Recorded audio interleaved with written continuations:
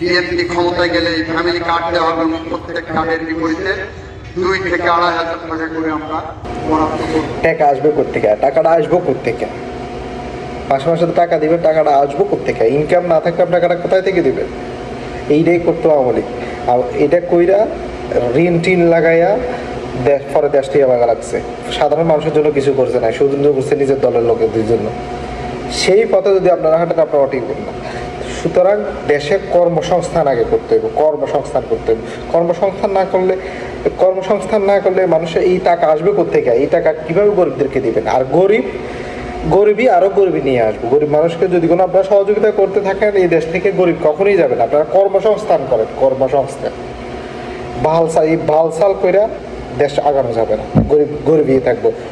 এগুলো পাইবো শুধুমাত্র তাদের দলের লোকেরাই পাইবো, গরিবই থাকবো। এইগুলো করতে হলে দেশ ডেভেলপমেন্ট